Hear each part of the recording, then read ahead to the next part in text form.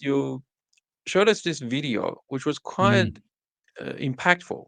So they went to a restaurant, and I think it was for Yeah, a family celebration. The guy's name was Milton Pluhoff, and yeah, the video was put out by the FDA in America, and yeah, it's yeah, basically him relating what happened.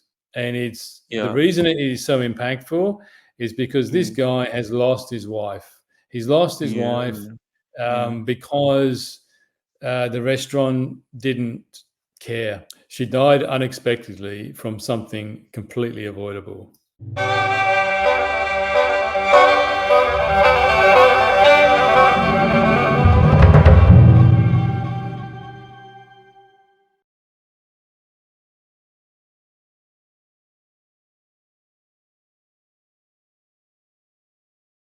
Hello, everyone. Another episode in our podcast with James Shepard. Today, we're going to talk about food safety. Um, James, to you, would you like to Yes. introduce yourself to our audience? So my name is James Shepard. I work as a food safety auditor, a food safety trainer, and general consultant within the food industry. My background has been a chefing background. So as I was younger, I was in the chefing industry for about 25 years, and traveled around a bit. I grew up in London, and then a little bit in Paris, and then came out to Australia. Um, and then I've just gradually moved to the auditing and the checking of food safety systems in different places. So that's generally how I've come about to this. It's it's a thing that's grown really. So it's was at the start of my career. I guess I didn't really think too much about food safety, but as I've gone on, it's my whole business now is food safety. So Yeah, yeah. that's generally how it's happened, I guess. Thank you, James, for being with us. So Mm. often here we talk about the vulnerabilities. Yeah, so we talk about Mm. how vulnerable we human beings are. Now, Mm. yet not all of us live life from that viewpoint. Yeah, but obviously No, we are vulnerable even to these tiny microorganisms, and it can really affect us to the point that we can lose our lives. So, true. what made you to be interested in this area, so that you spend whole your career in food safety Yeah, industry? I think I have a knack for it, and I think I enjoy helping businesses make sure their food is safer. So you do need to have a little bit of um, a passion for it, I guess, and I think I do that. But also, I get a kick out of helping other businesses do the right thing. So, because a lot of businesses they're too busy with just trying to make the business work, and sometimes the food safety, because it's something that's a lot of the time is unseen, it goes by the Yeah, by, and you don't really see it a lot. But the businesses need to know what they're doing. So I think I get a lot out of that actually. yeah, yeah. Mm. So, like I've shared with you before, James, that my grandfather was a chef, and my father also is Mhm. a chef, and he ran restaurants. And I Mm. grew up in that kind of an environment, so I have a little bit of exposure Mm. to food facilities as well, and the passion for cooking. So, in our previous conversations, like you mentioned that when it comes to food safety, it's not rocket science. Yeah, it's not something is highly Correct. complicated. While we're Correct. vulnerable to all these matters, food poisoning, let's say, Mhm. it's quite manageable. That's basically what you communicated with me. So, True. how come something that it's so manageable, um, and it can be so devastating to the point that we can lose our lives, yet Mhm. we human beings not giving them enough care? Why do you think that is? Working with all these Mhm. different facilities and people. That's a good question. Um, why do people do what they do? So why do people drive over the speed limit when it's quite clear that driving out the speed limit is safer? People still drive over the speed limit. People, Mm, I, you know, I think some people, there's a portion of people that don't really understand what they're doing or why they're doing it. And there's another portion of people that understand it, or they understand it a little bit, but they think that it's not a problem what they're doing. And look, most of the time, I have to say it's probably not going to be a problem. But when it is a problem, it's a big problem. So, and sometimes that problem is not really understood fully until days later. You know, it's not always the last meal you've eaten that's going to make you sick. It can be something that you've had last week or even last month Mm, that's made you sick. So the people that are actually making the food, sometimes they're a little bit detached from it because it's not like it's an immediate, mm, feedback loop, if you like. It can take time. So for some people, they don't really think about that as it goes. They're just interested in getting the food out. And I get yeah, that. Having been a chef, I understand that part of it. You're really, really busy. You're really, really under the pump, and you just want to get these orders finished. So I understand that. But it has to be, the food safety has to be kind of woven into the work ethic to make it easy to do, I feel. yeah, yeah, Yeah, yeah. so it's a hard, very, very, very difficult question. Is it fair to say that the science behind it is quite clear? It's Very clear clear. that what sort of measurement Yeah, we need to put in place. But then very there is clear. this unscientific part to it, which is like, like where people's value structure is. I mean, like how they create their hierarchy of values Mm, to prioritize this over that, mm, and so, what is your experience like when it comes to both sides? Yeah, because mainly you work mm, with food facilities mm, as an auditor, and mm. then obviously they have not only moral obligation to basically care about uh, Yeah, matters around food safety, but also mm, the legal aspect to it and the yep. compliance that they need to follow. But how about the other side? Like when like people that are go to the restaurants and food facilities, so what would you have to tell people, when they go to a restaurant, they Mm, see that the restaurant is so beautiful, really mm, good space to sit there and enjoy mm, their time. So it's not, as you mentioned, it's not that visible. When the plate is on your table, you mm. can't tell. So what No. what what do you have to tell people, how they keep Um, themselves safe? well, look, if you're going to a restaurant, cafe, that sort of thing, I guess, there's a couple of things you can look at reviews. In New South Wales, in Australia, we have a system Mm. called a name and shame. This is a government system, and they will put on Oh, their restaurants that have not done the right thing. So you can go onto that website and you can check it out, and you can see what inspectors have gone in and seen.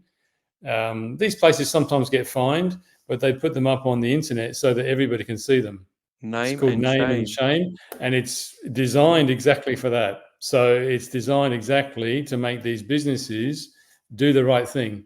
So Oh, they know they're supposed to do the right thing, but it'll show businesses that are, not cleaning their kitchen properly, or their temperatures of their fridges are not correct, or these sort of things. They might have, pests in the kitchen, that sort of stuff, and you'll see that uh, on that on that Name and Shame.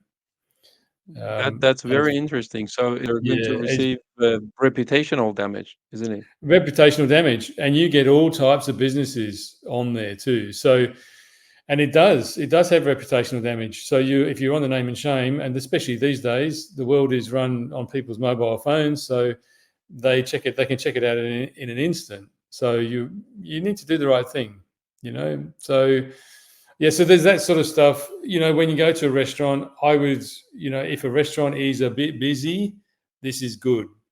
This is a good thing. Mm, Okay, because yeah, if it's a restaurant that looks really quiet, then there's not so much of the turnover of the food, and food might be older, that sort of stuff. yeah, If the restaurant is quite busy, your turnover of food is likely to be pretty good, which means things are not yeah, hanging around for too long, which means there's yeah. less risk. it's a hard thing to know, I have to say, really, but Yeah, generally, and yeah, turnover of food, turnover of people is a good thing for a restaurant. And to be honest, sure. the restaurants that make a success of it, they're not quiet restaurants. They're busy Yeah, restaurants. yeah, If a yeah, restaurant is not full or near full, they need to be 70, 80% full to really start making money. Otherwise, yeah. they're not really making enough That's money. correct. So they want to be full as well. Yeah. Yeah. So So it's these are it's some of the hard. indications that people can look into, yeah? You can't see bacteria, so it's impossible to Oh, know yeah. what's going on. So see, it's very interesting because when we often look into the ways of examining reality to get to the bottom of matters, especially in the modern era, we learn to rely on science, and fair Mhm. enough. I mean, like science needs to be respected, as you mentioned. Science around food safety is quite clear. You know, there is um, a quite clear literature around it, and it's Yeah. being communicated out there, both to the restaurant, and there should be knowledge available for people to actually look into it. But at the Mm. same time, we see that despite all this scientific knowledge, then there are other factors play a role in our decision making. Like, for example, like the axiology, or the way that we structure our values, as we mentioned earlier. So they also play a major role when it comes to how you're going to leverage the existing scientific information or knowledge that you have. Mhm. And as you mentioned, like, sometimes we just miss that. So the science alone is not enough. Yeah, it's necessary, but it's not enough. Like, there are other Yeah. side to it, our Yeah. value structure, as well as the ethical framework that these food facilities, let's say, they Yeah. tap into. And then that's, again, like, that's some things that you don't know in terms of morality. Yeah. Like, we can't separate them quite stoically, perhaps. Yeah. Yeah. So yes, they have the scientific information, but at the end of the day, it goes back to the ethical framework of the people involved, not only the people that are running the food facilities, but also every single individual who is playing a role in a Mm. kitchen, isn't it? Mm. Yep. Yeah, that's right. And it does come Yeah. down to all of that too. You know, Mm, ostensibly, you have to do the right thing. There has to be something mm, within you that wants to do the right job, wants to do the right thing. If you go into a food business and you know that things have to be clean and tidy, you know things have to be cooked to the right temperature. If you can't mm, be bothered to do that properly for whatever reason, because your values think I don't care, well then you're in the wrong job. So mm, you're either going to get out of that job pretty quick. Your manager's going to tell you you need to do the right mm, thing, or in yourself you have to turn around and say, do you know what, this is not for me. I have to do mm. something else. And you have to be Yeah, honest about that. The food industry is not. It's not. It's not an easy place to work sometimes. So there's a lot of yeah. pressure going on, but you have to Mm. be. You have to want to do the right thing. Really. You Sure, know. sure. So Yeah. yeah, as you mentioned, so integrity of individuals matter. Mm, And a that's lot. really hard to manage, isn't it? Like, for example, if you are running the food facility, and you're going to hire people, you're going to Yeah. attract people, and so Yeah. how well you can know in terms of like how those individuals would relate to commitment, would relate to Yeah. responsibility. Like, Yeah. will they care about the health of people, or Yeah. would they take hygiene seriously? Because it just takes very little. Like, it's, for example, if someone hasn't washed their hand properly, Yep. and that simply, like, that very simple move can bring certain problems to the food, isn't it? Like, Absolutely. uh, Yeah, how absolutely. how how exactly these food facilities monitor that? So the best way to do it, to be honest with you, and it's probably like not just food businesses, but businesses in general, it comes from the top. So it comes from your managers. The best, there's some let's just say a fast food outlet that I go to sometimes to get coffee as I'm driving around, and I can tell you the good ones, and I can tell you the not so good ones. And the difference is the management are there. The people Mm, that own the shop are there. So they make sure that their staff do the right thing. So they are yeah, constantly on to the staff. And in that, you get much better customer service too. It all flows. So it's for people that want to be there. They want to make a mm, successful business. And a successful business benefits everybody, not just the mm, management. It benefits all the workers too. So yeah, those businesses do much, much, much, much better in every yeah, single parameter of running a business, not just food safety, but they will do much, much better if you have hands-on management, if you have management that is there, is present, knows what it's yeah, doing, and will ensure that the quality, the safety is a daily thing. It's a constant thing. You know, yeah, those restaurants or businesses that are just bought as investment and they just have another manager in there, unless that manager is really good, yeah, you've got a degree of separation which is not as reliable for quality and safety. So, mhm, in my opinion, yeah, that would be the best. Those businesses that have management hands on, they're the best mm, for sure. Stands out a yeah. mile.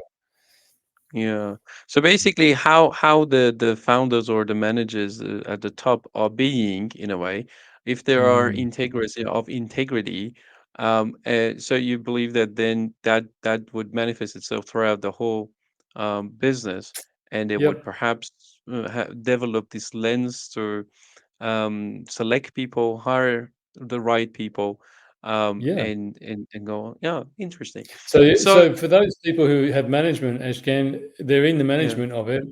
It's their value system.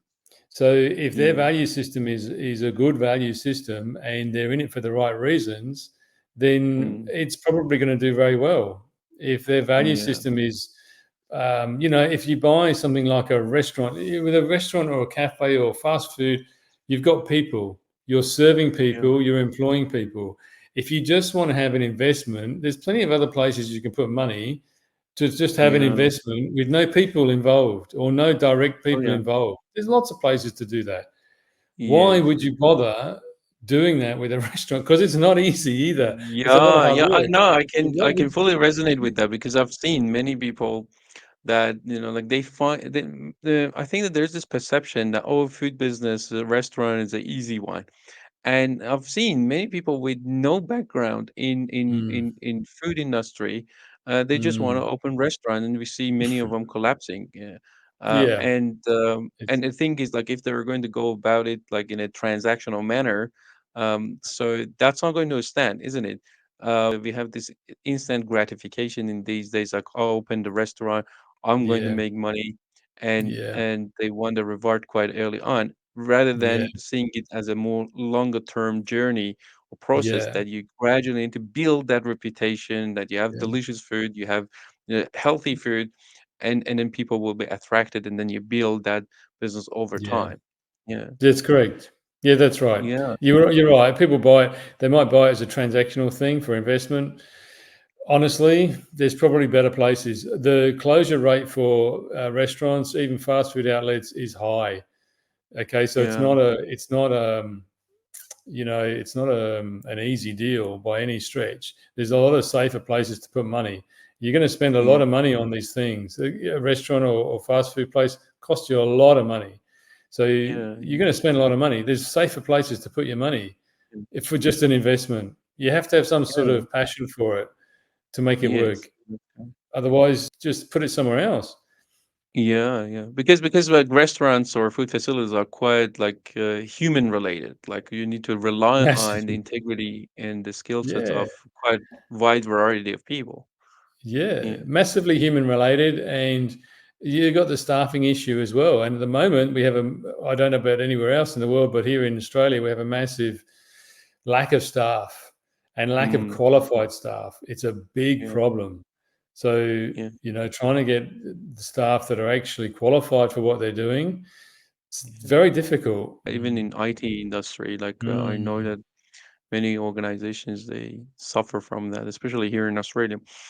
Okay, Mm, one of the things that you said, mm, when you talked about like the management, like being there and then being a mm, constant contribution, if I've mm, read it, understood it properly, it reminded me of one of these things that my grandfather used to tell me a lot, which was the best fertilizer for the farmer's farm is the farmer's feed. So if you don't know the business that you're in, then if you don't go there and try to be a contribution, then it's not going to work. Now obviously that works more for SMEs, the smaller businesses, but as the mm, businesses grow, it's going to be harder. But yeah, so okay. Now let me ask you this question, like give us some stats, James. um mhm. when it comes to food poisoning, when it comes to like what is the actual stat around how many people Yeah, get suffer sick. from that or Yeah, a even lot. die?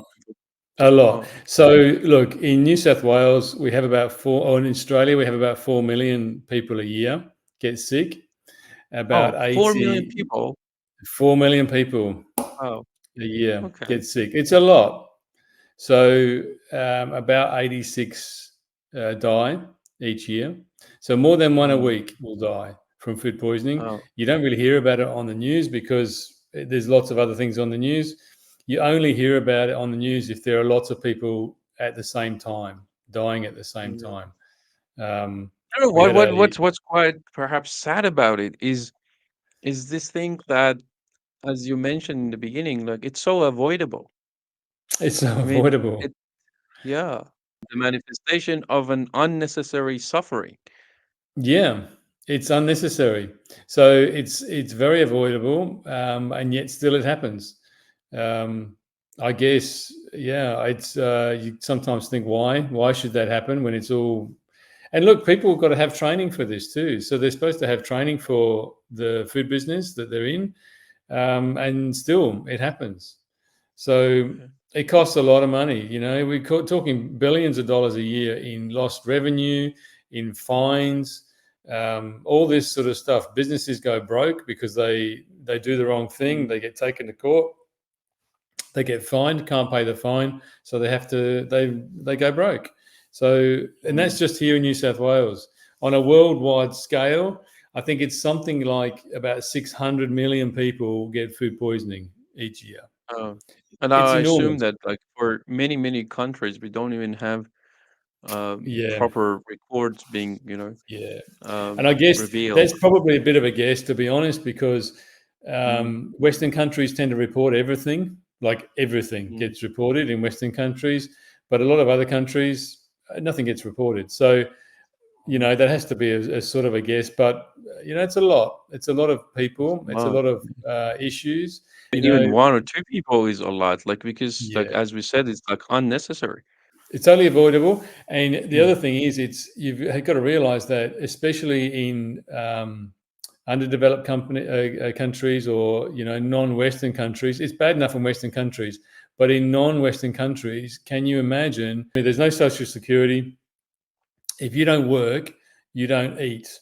If you don't, if so, your livelihood literally is tied to your ability to work.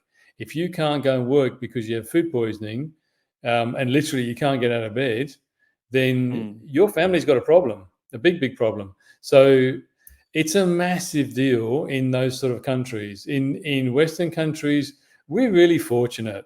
Most people have a job, and most people have sick pay. They have holiday pay they can use. We have a hospital system, a medical system, which is this country is second to none. mm, Virtually, it's brilliant. There's a lot of mm. places around the world this just is not the case. So Yeah, for these countries, some food poisoning is not a good thing. It's very, very bad, and it can cause a lot of poverty. If things aren't done right. So it's a big deal mm, on the world scale. yeah, yeah. Yeah. No, I understand. So yeah, Mm, so it's like if you look into it from this multi-dimensional perspective, it's like mm, despite that we have scientific information, knowledge, mm, also from a legal standpoint, like the government, they can just do so much, yeah, Yeah. including like um, you know, people like yourself working like as an auditor, going Hmm. there and then like auditing and you know Mm. all of that. But at the end of the day, it goes back to, you know, if people value that or not, or prioritize it both on Mm. the businesses and as well as the consumers. But again, Yeah. like we discussed, it as consumer, you can again do just so much, yeah. So you can, You can there's do some so much. indicators as you mentioned. Yeah. Yeah, you can do so much, but you can poison yourself at home too. It's not Oh yeah. just Yeah. going to restaurants. I think the stats are about 30% of food poisoning in this country is at home, Yeah. Yeah. or not exactly in restaurants. So, you can do things at home, and some people will do more and some people will do less, but Yeah. making sure that you wash fruit and vegetables, wash your hands. I mean, we should all Yeah. know during COVID, they were saying wash your hands all the time. And it is Yeah. one of the best things you can do to stop food poisoning or to stop the transfer of bugs. So Mm, little mm. things like that make a big, big difference. So we jump into the depth of the conversation, but tell us Mm. what is food safety? How would you describe Okay. food So safety? food Yeah. safety really, it's really making sure the food that you eat is safe. So Yeah. that means it's not going to make you sick. It's not going to cause you problems. It's not going to give you food poisoning. Um, Look, some foods are safe as they are, but a lot of foods need to be processed in some ways to make them safe to eat. So things, raw food, raw meat, raw chicken, these sort of things. Even fruits and vegetables, you can wash these to make them safer. Just Yeah. remember that a lot of these things are grown in the ground, and the ground has a lot of bacteria. There's billions of Mm. bacteria in the ground, and lots of Yeah. bacteria that are not good for us. So Yeah. washing these sort of things under the tap when you get home from the supermarket, it helps a lot. So little Yeah. things like that will work very, very well for to Yeah. try and reduce the risk of food Yeah. poisoning. So food safety, making sure that the food that you eat is safe. If you're Yeah. using anything from a packet that's got a use by date on it, then don't go Yeah. past the use by date, because the use by Yeah. dates are put on packages by manufacturers to say Mm. this is when it's safe until. So even Yeah. if you took a bottle of milk, the bottle of milk Yeah. has a use by date. So that use by Yeah. date, manufacturer is Take it saying quite it's seriously. safe Yeah. up until this date. After this date, we don't guarantee there's anything safe about this product, because even though it's been pasteurized, so it's been heat treated, Yeah. kills virtually all the bacteria in the milk, it Yeah. doesn't kill everything. And as Yeah. time goes on, bacteria will grow. Even in the fridge, Yeah. bacteria will Yeah. grow. Yeah. So So we eventually that mainly are food. talking about bacteria, obviously, but Mm, so for example, let's say in the US, we mm. have FDA, you know, Food and Drug Administration. Yeah. institutions, yeah. So Mm, institutions here in Australia as well, and in most developed countries, yeah. So see, for example, when it comes to bacteria, I think that it's quite clear. But how about these whole conversations around microplastics, or for example, all mm, mm, these pesticides that are mm, being allowed by mm, authorities so that the farmers mhm. use, particularly in modern Yep. agriculture. Like, how about that? Like, when it comes to food safety and auditing, is there any things regarding those that you are looking into, Look, you know, or yeah, not? I agree with you. You look at that sort of stuff and you might think it's a bit of a worry. We put to grow food, we put pesticide on it to kill the bugs, um, and we put fertilizer on it to make it grow better. So this happens. Is it too much? Well, most of in Western countries like Australia, all those chemicals and that are used on the farms have been approved to be used for food use. So we don't Yeah, allow things that are not been approved for food use, which is a good thing, because it'll go through the food system and it'll go through the food chain.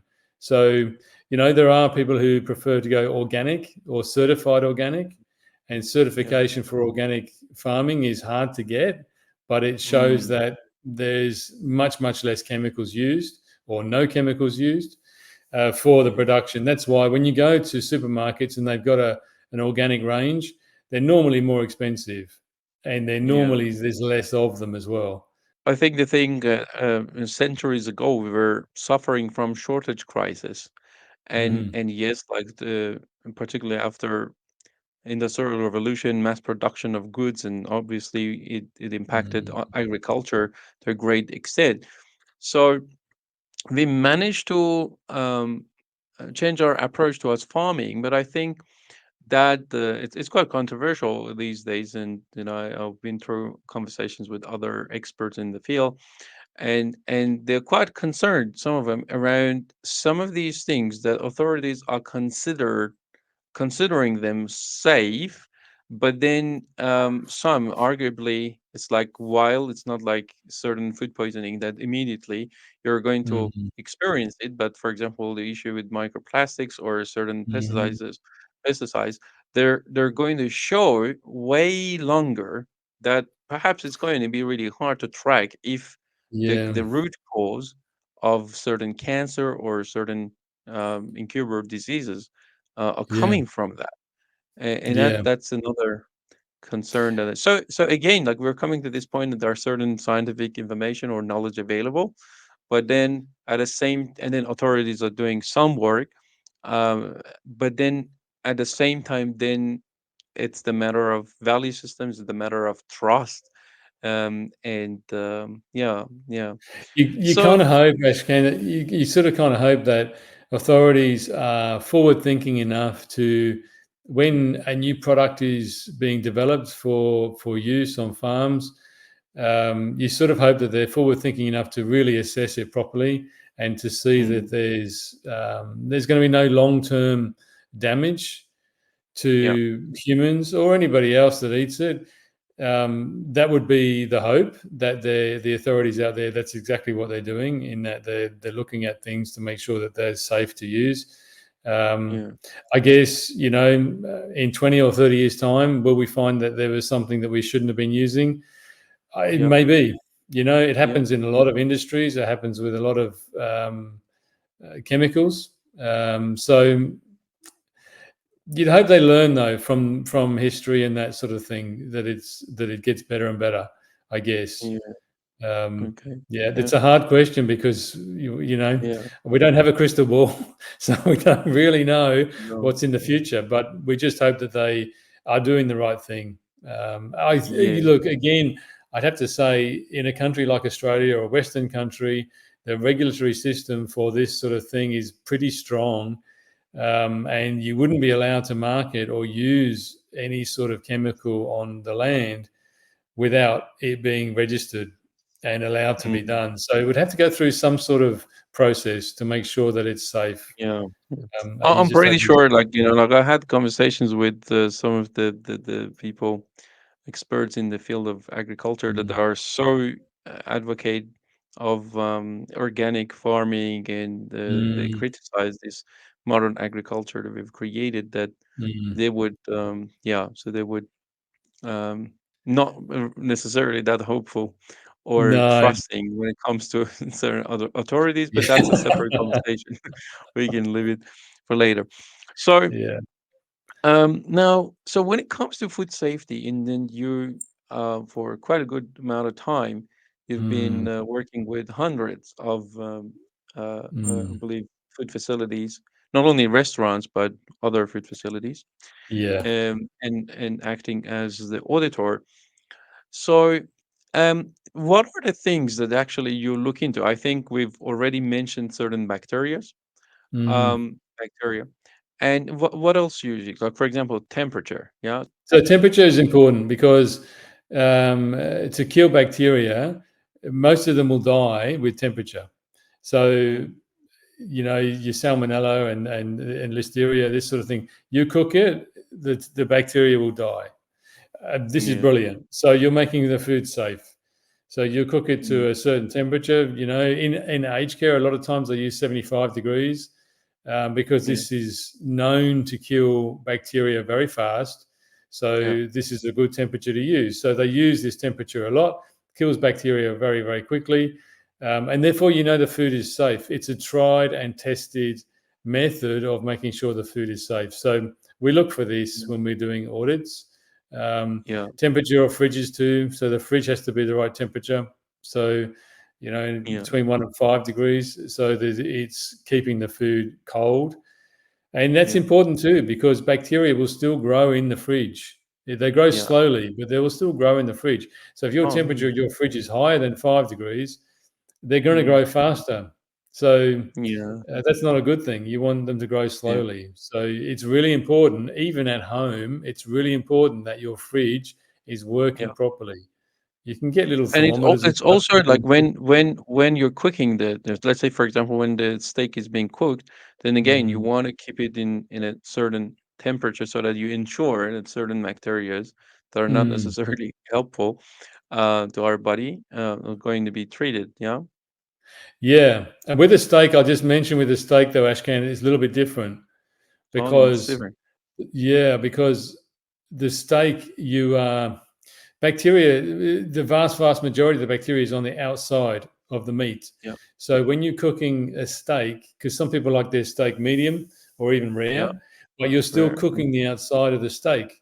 So that is killing the bacteria on the outside of the steak. So Yeah. there's almost no bacteria in the middle of the steak. Oh. Okay, so therefore, as long as that meat has been stored properly at the right Yeah. temperature, then that steak is going to be safe if it's Mm. rare or medium, because you're killing Yeah. the bacteria in the outside. It's Okay. different than anything that's gone through a mincing machine. So any kind of Yeah. sausages, mincemeat, this sort of stuff, this is all very high risk, and you need to Yeah. cook it Very fully. So if you're cooking fully burger cooked. patties or whatever, it has to be cooked fully all the way through, because any Mm. kind of bacteria on the outside of the meat, when you put that through a mincer, it will Yeah. spread evenly throughout the meat. So you need to cook it properly. So So things it's like going sausage. to be really then hard. Like for example, like when you cook at home. So is Mm. it safe to say that if you want to be as safe as possible, just ensure that you cook everything, like every meat Cook well? it for a lot. So you cook it, but if you're cooking food that's higher risk, like sausages or Yeah. rissoles or mincemeat or things like Yeah. this, then try and make sure that it's cooked until the inside is hot. The old example to use is when you're cooking sausages on a barbecue, make sure the juices run clear, because this Ah, is I good. see. So that way there's no Okay. blood left. So it's all been cooked. So that way the Mm. juices run clear.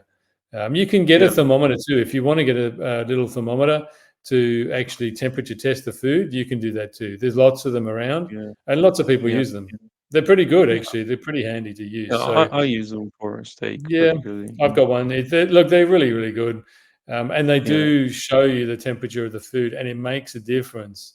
Even when you Mm. are reheating old food or food that's sort of been cooked and chilled, and you're Yeah. reheating it like the next day, having a Yeah. temperature probe makes sure that you can get to the right temperature without seeing what Yeah. temperature it is. So it does Right. make a difference, So Mhm. yeah, the temperature of the food is key. Hot temperatures are Yeah. good. So yeah, so yeah, at some point we started collaborating. Like you started working within Genesis Ventures, and Yes. we partnered in building Mm. a business called Frank. Yes. So do you want to tell us a little bit about Frank? Sure. So in the food industry, we have to sort of record a lot of our temperatures. And Frank is a method of recording those temperatures. It's an app. So you can get it from the App Store, and you put in your temperatures. So say your fridge temperature is supposed to be 1 to 5 degrees, you put in a fridge temperature, 4 degrees, 3.5, whatever it happens to be. And this is evidence to show that your business is doing the right thing. And the law these days says that you have to show what you're doing. So this is really good way of doing it without the use of paper, and it can record all those processes from receival of food, storage, cooking, if you're cooling food, dishwasher, even for cleaning and that sort of stuff. It'll Yeah, record all that for you. So it's all yeah, electronic. And when you need to show to the local council or regulatory authority, then you have it there for them. So it's quite easy to you use can have now. the reports and everything. But It's got traditionally reports speaking, and everything. it was paper based, like and the chef and people in A the lot of kitchen, and you have paper-based. to just Yeah. deal with all Yeah. the papers, and then it gets oily, and then you may lose them, Yeah. It gets and oily, it gets space. lost, people don't write Mm, properly, so the temperatures look wrong, yeah. whereas on the app, it's easy. So it's an easy way to do it. Um, And it was a kind of a headache for you as an auditor when you go to this food facilities, and they perhaps bring a bunch of papers in front of you, and then you need to yeah, go it can through be. all of them. Yeah, It can be a big headache, especially if there are days missed, if there are records that are not written properly. yeah, People write different numbers and they get confusing, and it makes a difference. So if they're writing four, the number four, mm, and it looks like nine, then this yeah, is a big difference. Four is okay for a fridge temperature, nine is not mm, okay. So having the records clear is a really important thing. So using yeah, the app is a way of making things a lot clearer as it goes. yeah, So yeah. yeah. So one thing that I know about you, and then the way that food, like you dealt with the development, the continuous development of Frank in the Mm, last couple of years as we've been building it, was so there are systems that they automate a good part, or for example, like they use IoT, Internet of Things. They mm, outsource the some of these measurements to external tools. Let's say, for mhm, example, for temperature, and mhm. I know that like you're not necessarily a fan of removing human beings from the whole process, and Not that may yeah, not yeah, so that may not really be aligned with how technology is is supposed to going. work, like everyone Yeah, wants the next thing that yeah, technology can do. So yeah. is that a kind of a backward thinking, or you have Well, reasons, like why is it that you don't want people to be yeah. removed from the process? So, well, look, I think automate everything sounds fantastic. It sounds Mm, wonderful. And, this would be an easy life for everybody. But at the end of the day, you have human beings doing jobs. And sometimes it takes a human to do the job properly. So, mm, as an example, I know there's lots of data loggers out there for fridges to get the mhm, temperature right, but yeah, you put in a temperature that's in there, and if it goes over temperature, it starts to alert as to the temperature. This can be a yeah, problem if yeah, you keep getting alerts, SMSs, and stuff every time your fridge is over temperature. Sometimes this is yeah, such a massive deal that the people that are getting the SMSs literally turn it off because they can't yeah, stand the amount of SMSs that are coming through because the fridge yeah, door is open and shut and open and shut. yeah, So it's gone.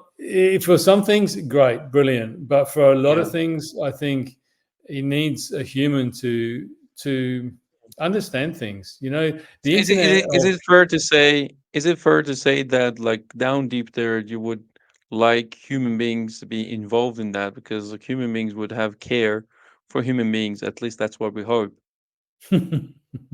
Yeah. we do hope, yeah, Ashkan, we Yeah. do hope they have care. That's what we're all about. So I think Yeah. I think yeah, I think human beings can do things. So they can look at a temperature and do Mm, something straight away. They can do a corrective action straight away. So if they're taking the temperature of the fridge and it's on 8 degrees, that's too mm, high. Okay, so I'll move that stuff from that fridge right now, and I'll put it in another fridge that's at the right temperature. So that's the safety of the food, which is insured because that yeah. human has just taken the food from one fridge to another. So a data logger can't do that. A data logger Yeah. is going to tell somebody eventually if that person comes along, sees the Yeah. fridge, sees the temperature, then moves the food. Okay, same Yeah. sort of thing, but it's just Yeah, at taken the end of three the day more it goes back steps. to the human being again, in a way. Look, yeah, look, I think the Internet of Things and all these wired things, it's fantastic. The technology is brilliant, but it has to be used in such a way that it's going to make your life easier. And I think Mm. in a lot of ways, it doesn't make your life easier. So Sometimes, yeah. sometimes it's brilliant. And I use, look, I've got my maps on my phone, and I use that when I'm driving, and all this sort of stuff. It's brilliant. When somebody phones me, it tells me who it might be because of a number that I Yeah. might have called. Fantastic stuff. It's brilliant. Yeah. Yeah. But Yeah. it's got to help you. It has to help you. If it doesn't help you, And it just there's serves not a lot of you. point. If it's giving you more things to do, Yeah. not really. It's not Okay. really a help. Sure. So I'm wholly in favour of it, but I'm wholly in favour of it if it's going to help you Yeah. in your As far business. as it serves. Yeah. So there was a time like when we were basically building our partnership in the beginning. Mm, You shared this video with us that actually that mm, moved us as a venture building mm, business because we were quite selective in like whom we want to work with, and we mhm, strongly believe that entrepreneurship is uniquely positioned to solve human being problems in mhm, certain areas in such a way that no mm, other institution can do, including the mm. government, and that's Yeah. perhaps a good thing. Now, I know that like not everyone is relating to the business like that, but for some of us, or it's quite important, like where exactly we are investing our time, energy, monetary capital, etc., etc. So I Mm, remember that you showed us this video, which was quite mm, impactful, touching, mhm. and that was about this couple that the wife was impacted by. With salmonella bacteria. So they went to a restaurant, and I think that the Yeah, son went to the restaurant as well. And I think it was yeah, for a family celebration. It was the guy's name was Milton Pluhoff, and yeah. the video was put out by the FDA in America. And Yeah, it's yeah, basically him relating what happened. And it's the yeah, reason it is so impactful is because this mhm, guy has lost his wife. He's lost his yeah, wife yeah, yeah. because the restaurant didn't care, Did the for right want of thing. a better So, word. I would The like care to wasn't now there. play this. Would Hmm. like to play the video. It's around five Okay, good. minutes for our audience, and then we'll come back and we'll discuss it further. Okay, good. Fantastic. Salmonella is the second leading cause of foodborne illness in the U.S. It's the leading cause of food-related hospitalization and death. Salmonella kills over 370 people in the U.S. each year. Sadly, the outbreak you are about to hear resulted in 56 illnesses, 7 hospitalizations, and 1 death.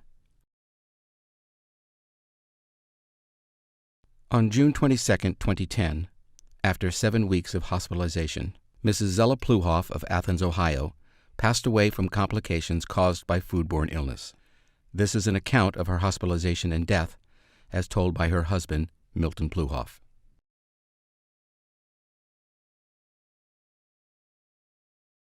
My name is Milton Plohoft. My wife passed away from salmonella poisoning. It's been more than 2 years.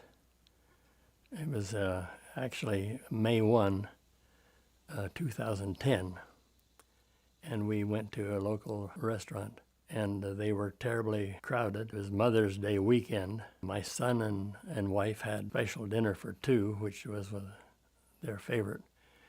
They both were affected by salmonella poisoning. She was terribly ill. She went to the hospital it was a Friday night. When my wife was affected by salmonella, there were 38 other cases that night in that restaurant. It was 7 weeks from the time she ate this salmonella infected food till she passed away. The illness is the illness of salmonella food poisoning is terribly, terribly painful.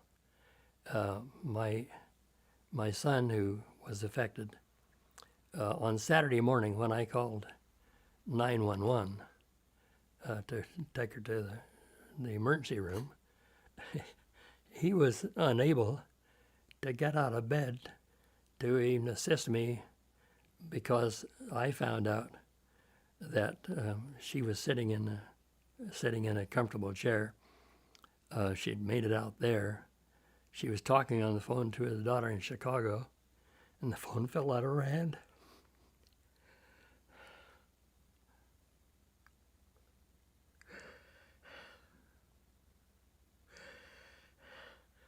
and I couldn't walk her to the door. The ambulance people came in, but my son was so weak.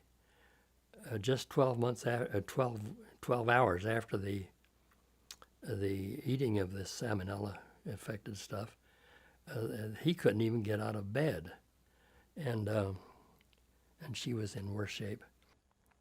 And she passed away on June 22nd from the complications of salmonella. The real stress on the family was 7 weeks of daily time in the hospital.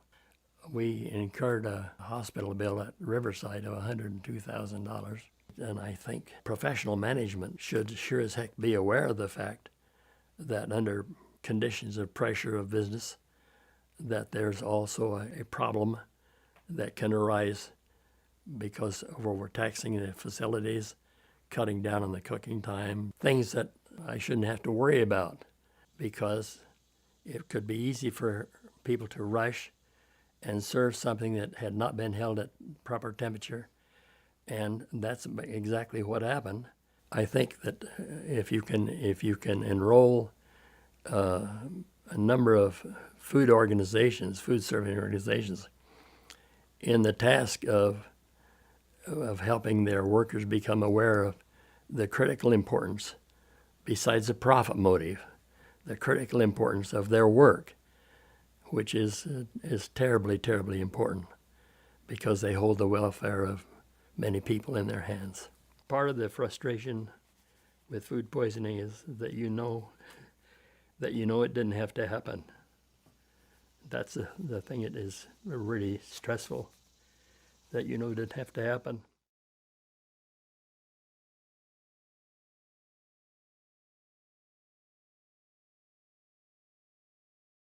You can protect your customers and prevent foodborne illness by washing hands and food contact surfaces often, not working when you are sick, not touching ready-to-eat food with your bare hands, separating raw meats from other foods, cooking to the correct temperature, cooling food promptly, maintaining food at the proper temperature and time.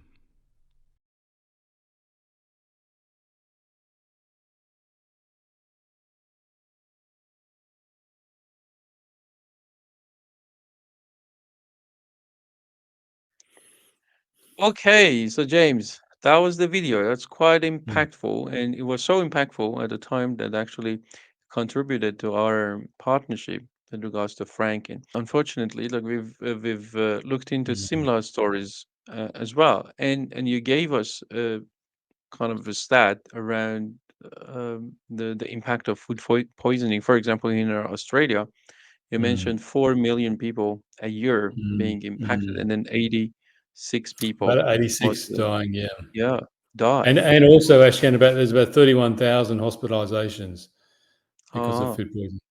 and then It's a lot. just like apart from like the human life and the suffering and everything, the cost that it basically imposes to the Medicare medical system, and get involved, just it's all unnecessary. All But I unnecessary. mean, yeah, yeah. So now, so let's say like with Frank so far, Mm. how many foods, I mean, you think that per year is being audited in a way? Yeah, so it would be, look, it's used in quite a few places, and Mm, there would be hundreds of thousands of meals a year that mm, I checked with the Frank yeah, system yeah. to Okay. make sure that those meals are good and safe, Yeah, and those businesses can demonstrate what they're doing as well. So, as I yeah. said, it's So used in a over lot the of different last places. couple of years, you will take like over 1 million foods that Yeah, have been audited yeah. through the system. Yeah, when you think Yeah. about it like that, it's a lot. And, it's very Mm, impactful, and it's I feel it's helping the business as well. The feedback that I get from mm, business is that it's a great system to use. It's easy to use. It's very intuitive. It's not hard to pick up, and it does the job. So that's the feedback. It's in lots of different places. So it's in aged care, but it's also in restaurants and cafes and airport lounges and all that sort of thing. So even not-for-profits and on that sort of thing. So it's in a lot of different places. And yeah, the feedback is very good from customers, but also from compliance staff. So when auditors go to audit, they can quite easily see what's happening. They can easily pick up records, temperatures, and that show that the food is safe. So as I said, for a lot of this technology, it has to be easy to use. And for the Frank system, it's easy to use. It's if people can use a mobile phone, they can use the Frank system. It's not a difficult thing. So I think that's part of the reason that people like it so much, Ashkan, is that it's not going to be difficult. It's not difficult for the staff that use it. It's not difficult for any managers that use it. Because it's connected to the internet, it's available. So it's always available. It's always accessible, and it's a live version of things. So you can see very, very quickly where things are at. No, all good. And like I'm going to put links in the description for this conversation we're having. Some people are watching it on YouTube, and then others on podcasts, podcast platforms like Spotify would be listening to this. So we'll provide those descriptions, and a video that it describes what Frank is. But putting the businesses aside, then as your final words, like through this conversation we're having here, I hope that the audience benefited from it. Now, what do you have to tell businesses? Also, what do you have to tell people? What are your final words? Okay, so for people at home, I would suggest the basics are always good. So wash your fruits and vegetables when you bring them back from the supermarket. Wash your hands. This is one of the best things you can do. When you're cooking food, make sure you cook it properly. The high temperatures are good, especially things like stews, lasagnas, casseroles, those sort of things. If you are going to cool food, then cool it properly and quickly. What I mean by that is, if you were going to cool food, put it into smaller containers and put it in your fridge. When the steam stops rising, put it in the fridge. If you are reheating that food later on or the next day, then hot temperatures again, make sure they're very hot. If you can, get a food thermometer and take temperatures of the food, 70 degrees or above. Those dates are on those products for a reason. The businesses that produce those foods, they do that. There's a lot of time and effort and expense to do that, and they're there for a reason. If you're catering in a restaurant, a cafe, wherever, just keep in mind that you are there to serve your customers. You want to make sure that they don't get food poisoning. So again, make sure you know what you are doing. Have the management train you, train yourself, wash your hands, make sure everything is working properly. Clean the kitchen. So make sure the kitchen is cleaned, and not only cleaned, but sanitized. So there is a difference between cleaning and sanitizing. Cleaning is to remove the dirt, visible dirt, and sanitizing is to kill the bacteria. And because we can't see bacteria on knives, chopping boards, benches, we need to make sure we sanitize these things properly. So just be mindful about what you're doing and who your customers are. And that sort of thing. The resource-wise, there's in New South Wales, there's the Food Authority, which is you can just Google the Food Authority. That they have a lot of resources on there. Each other state, so Victoria has also resources, and that would be the DHHS, so Department of Health and Human Services. In Queensland, you have Queensland Health, which also is very good. So you can always look at those too. Internationally, I guess you have the FDA in America, Food and Drug Administration. They're really, really good. Also in America, you have the CDC, Center for Disease Control, which do a lot of good work as well and have a lot of good information on there. And in the UK, you have the Food Standards Agency. So they look after food safety in the UK too. So it's quite easy just to Google those ones. But there are lots of resources out there. So, and the internet's a wonderful thing. So just you do some research, but yeah, try and be as safe as you can with your food. Yeah. Makes a Yeah. difference. Thank you.